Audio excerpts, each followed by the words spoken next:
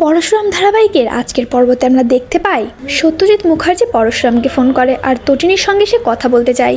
তটিনীর ফোনটা ধরলে সত্যজিৎ মুখার্জি বলে ওঠে, তটিনী আমি বাবা বলছি। তটিনী বলে ওঠে হ্যাঁ বলো। সত্যজিৎ মুখার্জি বলে ওঠে প্লিজ আমি আর পারছি না, এই বয়সে এসে আমার খুব হেল্পলেস লাগছে। এত প্রেস মিডিয়া, এত লোকের এত কথা, নিউজ চ্যানেল, এইসব কিছু আমি আর মানতে পারছি না। জেল হাজত সবটা থেকে আমি মুক্তি চাইছি। তোমার কাকু জিৎ মুখার্জি সেও এসব পারছে না, সেও খুব হেল্পলেস হয়ে পড়েছে। তার দুটো মেয়ে আছে, তারা খুবই ভালো। আমার সন্তানের জন্য সে শুধু শুধু এভাবে হ্যারাস হচ্ছে। তটিনী বলে ওঠে তাহলে তুমি আমাদের ব্লেম করছো? সত্যজিৎ মুখার্জি বলে ওঠে না আমি ব্লেম করছি না, প্লিজ তুমি নন্দিনীকে একটু বোঝাও। তখনই নন্দিনী বলে ওঠে বোঝালেই যে বুঝবো এমনটা তো নয়।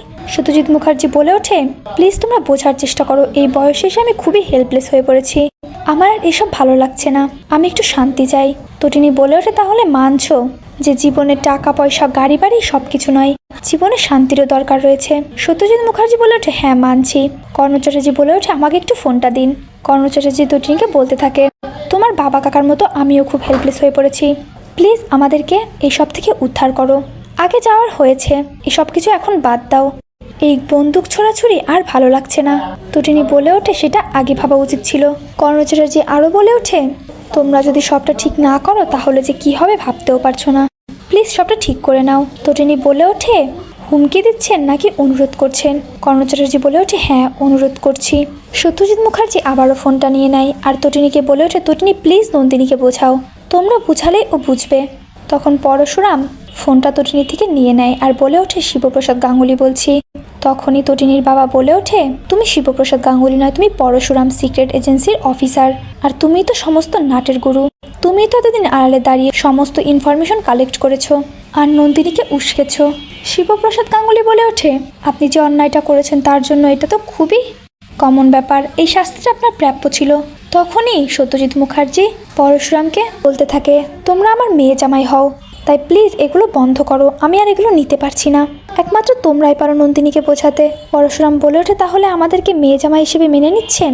তখনই সত্যজিৎ মুখার্জি বলে ওঠে হ্যাঁ স্বীকার করছি, মেনে নিচ্ছি তোমাদের। তখনই পরশুরাম বলে ওঠে আপনি পারবেন একটা সাধারণ জীবনযাপন করতে? সত্যজিৎ মুখার্জি বলে ওঠে হ্যাঁ পারবো। পরশুরাম বলে ওঠে সকালে আমাদের এখানে চলে আসবেন, আমার মেয়েকে স্কুলে নিয়ে যাবেন, ওর দাদু হয়ে থাকবেন, আর হ্যাঁ কর্ণ চ্যাটার্জিকেও সঙ্গে নিয়ে আসবেন। সত্যজিৎ মুখার্জি বলে ওঠে হাতি কাদায় পড়লে চামচিকেতেও লাথি মারে। পরশুরাম বলে ওঠে এই বললেন আপনি আমাকে জামাই, এখন আবার চামচিকে বানিয়ে দিলেন? সত্যজিৎ মুখার্জি বলে ওঠে সরি তুমি তোমার জামাই। এরপরে কর্ণ চ্যাটার্জি ফোনটা নেয়। কর্ণ চ্যাটার্জি বলে ওঠে কি করতে হবে কি বলো? পরশুরাম বলে ওঠে আপনিও তো লাড্ডু পিকুর দাদু হন হিসেবে, তাই আপনিও সত্যজিৎ মুখার্জির সঙ্গে চলে আসবেন কাল সকাল 8টায়।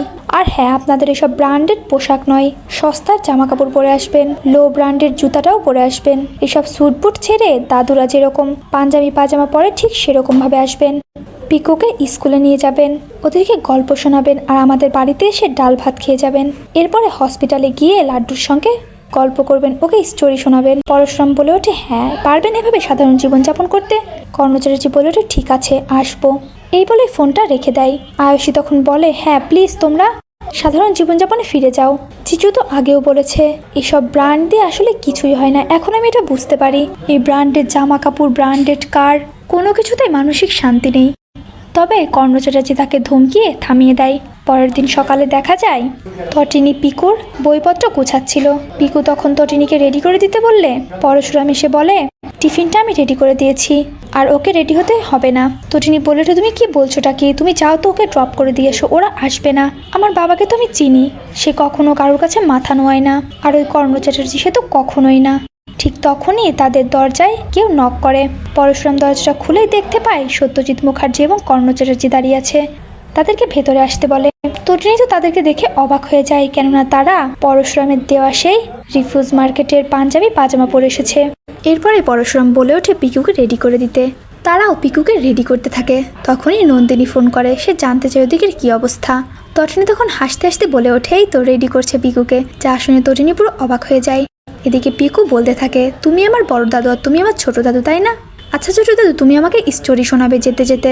তখনই কর্ণ চ্যাটার্জি বলে ওঠে হ্যাঁ শোনাবো তো, আমি অনেক স্টোরি জানি, এছাড়া আমি অনেক হলিউড মুভি দেখেছি, পরশুরাম বলে ওঠে, আপনি এগুলো বলছেন ঠাকুমার ঝুলি থেকে গল্প শোনাবেন। আর হ্যাঁ, বাইরে রিক্সা ডেকে দিয়েছি, আপনারা রিক্সায় করে যাবেন। সত্যজিৎ মুখার্জি বলে ওঠে, কি আমি রিক্সায় যাব?